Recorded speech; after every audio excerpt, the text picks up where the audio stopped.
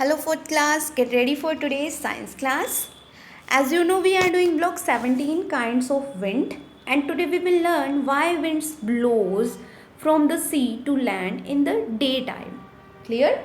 Now please open your worksheet S3 at page number 7 and look at the diagram. Now tell me which gets heated up faster, sand or water?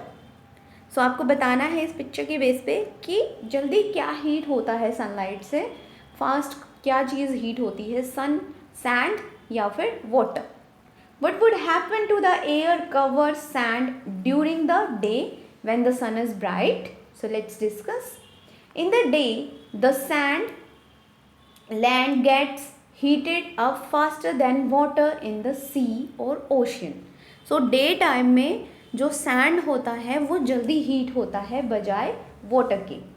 The air over the land also becomes hot and rises up. जो land के ऊपर air होती है वो भी जल्दी hot हो जाती है और जल्दी ऊपर उठती है.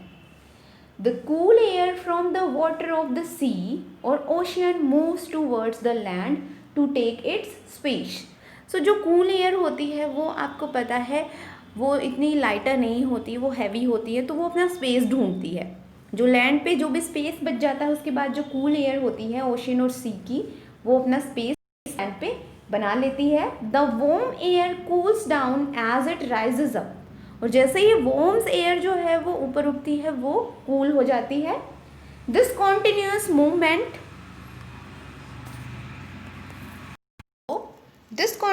Movement of air from the sea to the land is called sea breeze. So ये जो कॉन्टिन्यूस मूवमेंट होती है एयर की सी से लैंड की तरफ, that is called sea breeze. I hope you understand that. Now students tell me what will happen at night? Which gets colder faster, sand or water? Let's discuss some important facts about this lesson. Students, at the night, you can see the picture, night picture.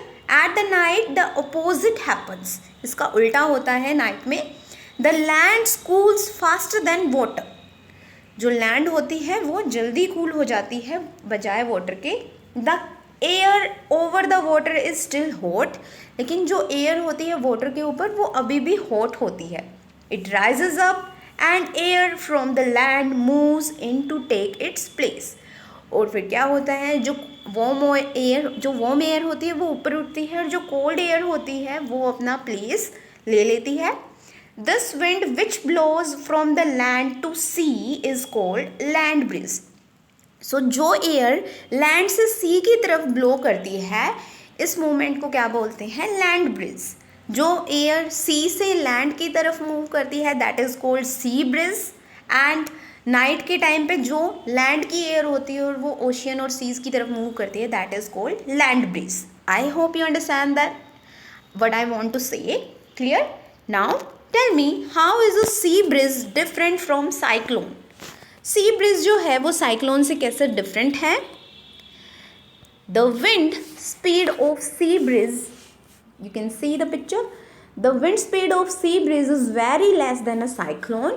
Cyclone से बहुत ही कम होती है sea breeze की speed. Unlike cyclone, it does not harm. तो ये cyclone की तरह harmful नहीं होता. In fact it makes the weather on sea side cool and pleasant. क्योंकि ये जो वहाँ पे वेदर होता है सी पे उसके वेदर को ये कूल और प्लीजेंट बनाता है, जबकि साइक्लोन जो होता है वो बहुत ही हार्मफुल होता है.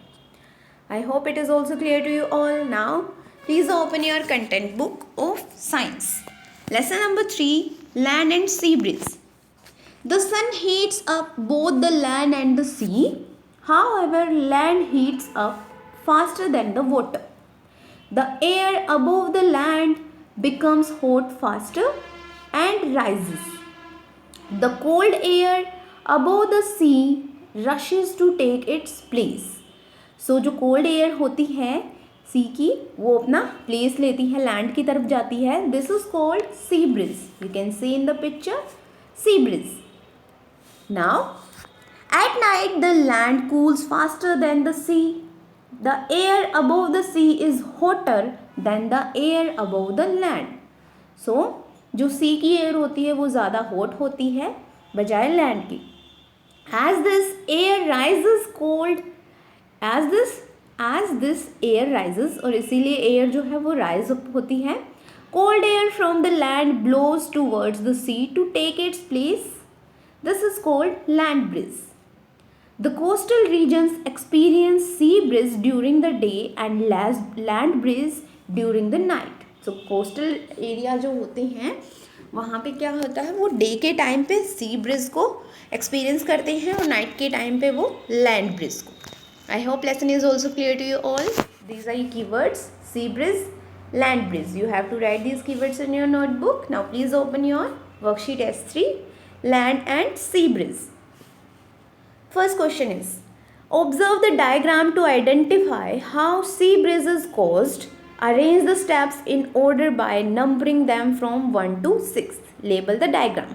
First step क्या होता है? The sun shines on both. सन जो होता है वो both साइड पे शाइन करता है, लैंड पे भी और वाटर पे भी. नेक्स्ट स्टेप क्या होता है? Land gets heated up quicker than water. Land जो है वो वाटर से जल्दी हॉट हो जाती है. Next step is the air above the land also becomes warm and rises up. जो लैंड पे एयर होगी वो हॉट हो जाती है और ऊपर उठना शुरू कर देती है. The warm air cools as it rises up and descends. और उसके बाद क्या होता है, जो वार्म एयर होती है वो कूल होने के लिए ऊपर उठती है. Clear? So this is the fourth step.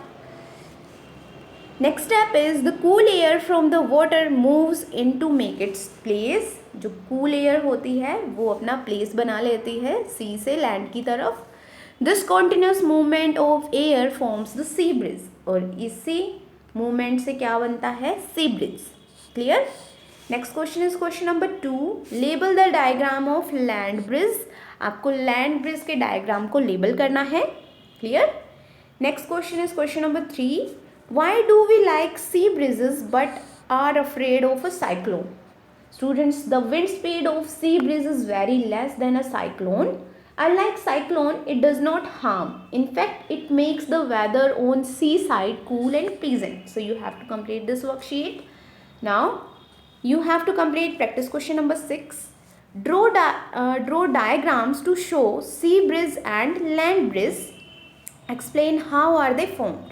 Clear? You have to complete this question. Thank you everyone for watching this video.